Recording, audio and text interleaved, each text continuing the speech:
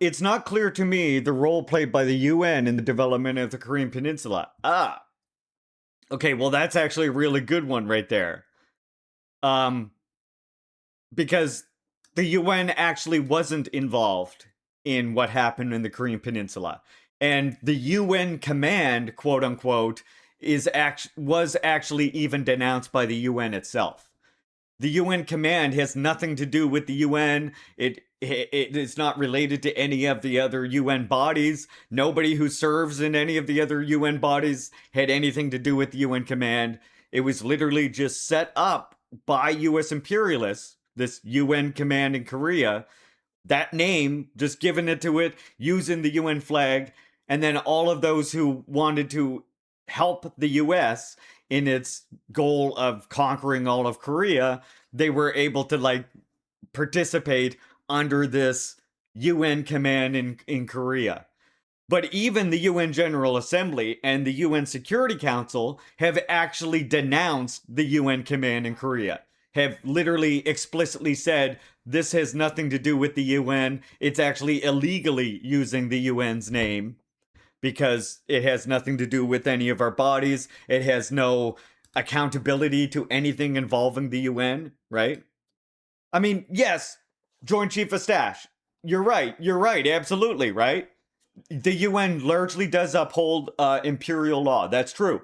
But the UN command in Korea literally is even worse than that. It's not even that. It's literally just the US imperialists set up this body, set up this command post, and gave it the name UN Command in Korea. It has been denounced multiple times by UN chairpersons in the General Assembly and in the Security Council. So, in particular, what were the UN decisions regarding sovereign bodies in Korea? Well, again, the UN didn't really weigh in on Korea, other than like recently they have allowed, because of the Security Council and veto powers, they have had anti-DPRK sanctions that have passed, UN sanctions. But the US had sanctioned Korea effectively in the same way ever since the Korean War outbreak, right? Because what the US would do is say, if you trade with Korea, you can't trade with us. So it's essentially the same as what the UN sanctions that came later were. But all those UN sanctions are based on UN veto powers and UN emergency powers. One of which, by the way, was countered by Russia, where Russia said we're not going to implement it. The UN command in Korea was originally set up under the guise that, or the charges by the US, that because Korea was largely backing communists, it wasn't fit to govern itself. And so the West would have to come in and set up a government that was based on Western values. That zero-sum peace policy that we were talking about yesterday at the end of Sword in the Neck. Does that make sense? I hope that makes sense to you. There was someone else here. Yeah, the other thing I wanted to say was, as far as Otto Warmbier goes, right?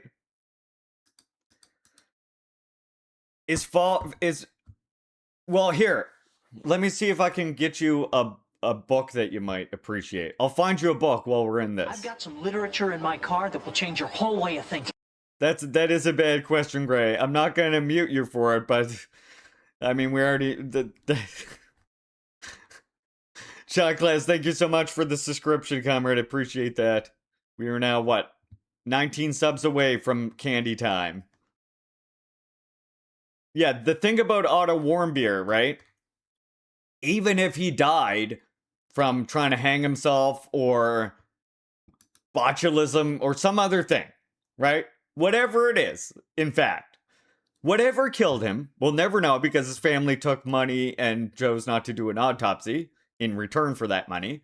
But what I will say is, no matter what happened to him, the fact of the matter remains that his death is largely the result of US foreign policy, of imperialism, right? Because we've looked at the press conference of this before. We can look it up again someday, or I can link it to you. But he was working for a Methodist church that had all kinds of money, and part of what that church wanted to do, and probably through connections with the U.S. government, was they basically dared him, if he wanted entry into the Z Society and connections within this very rich Methodist church that he was part of, then he was going to go to DPRK and he was going to steal this piece of propaganda. And he knew right where it was. It was a pre-planned thing.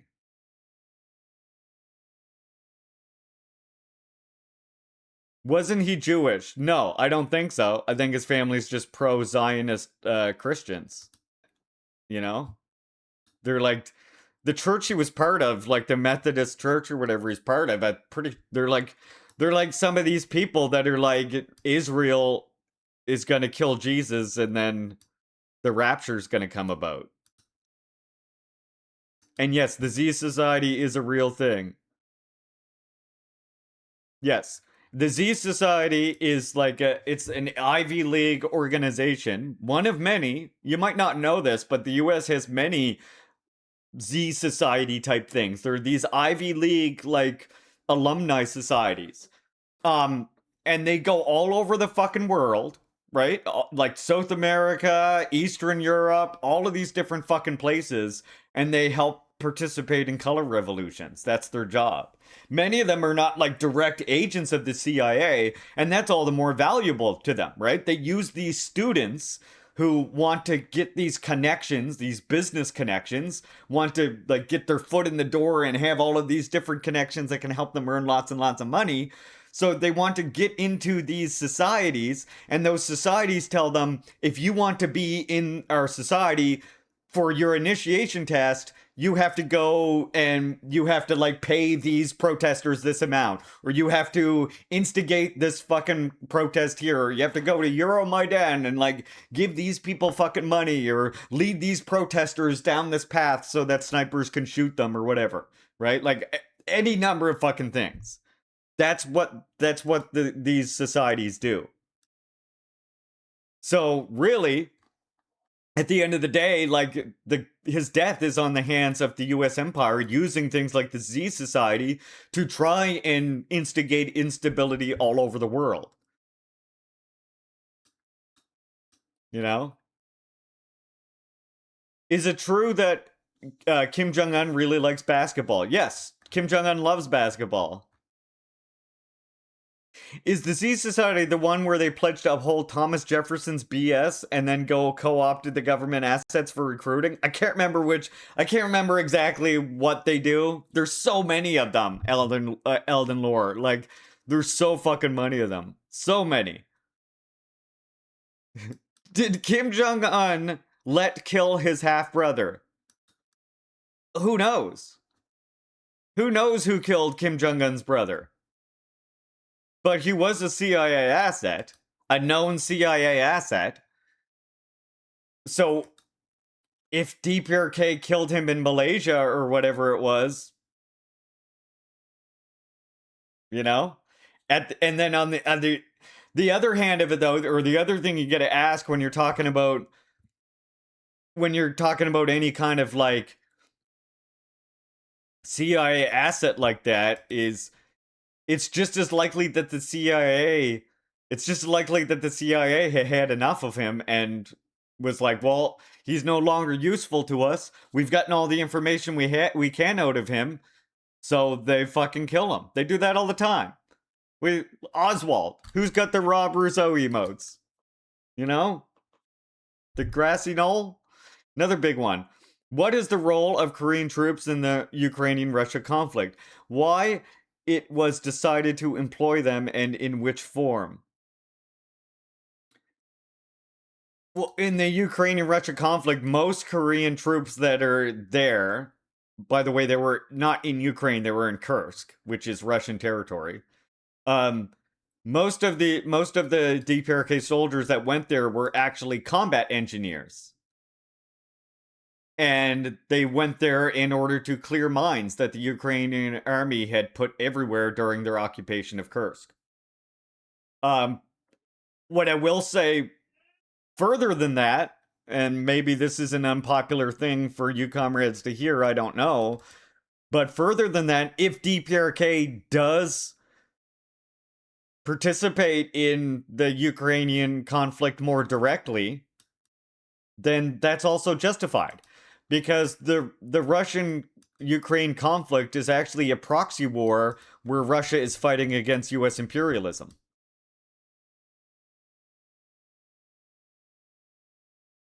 Larry, pull up the Juche necromancy list. Yeah, I just posted that the other day. Right here. There, the Juche necromancy list, see?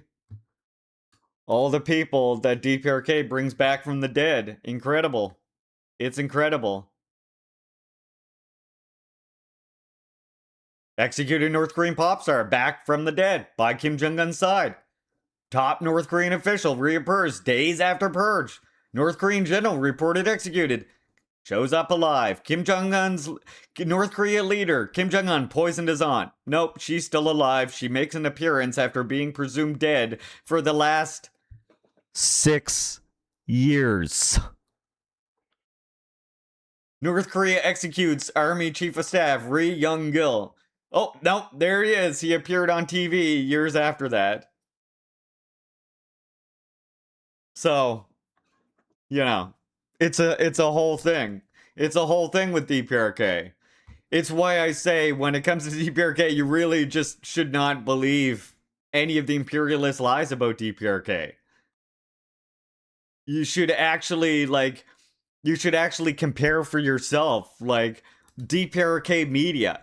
Literally, you should look at DPRK media for yourself and compare what you're seeing there, and then compare that to mainstream media.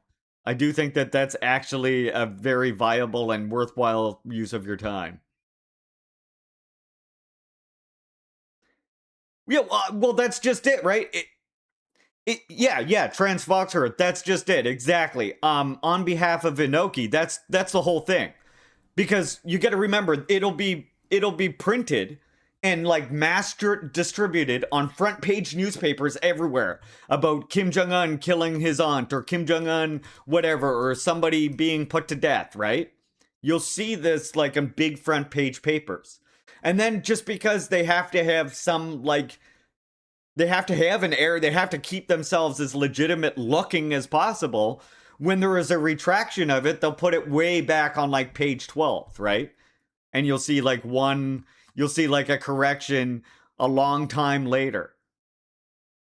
So, the platinum chip, welcome in.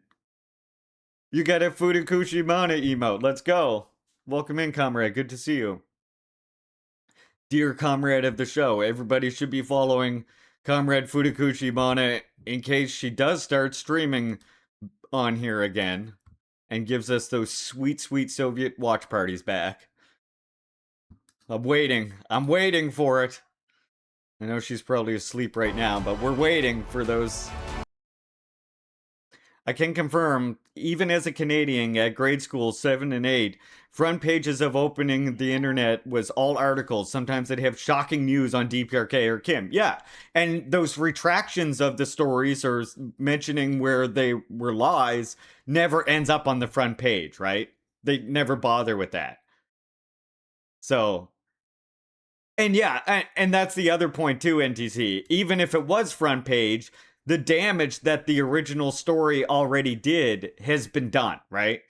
Only a select portion of people will then see that and be like, "Oh yeah, I remember that other story," right?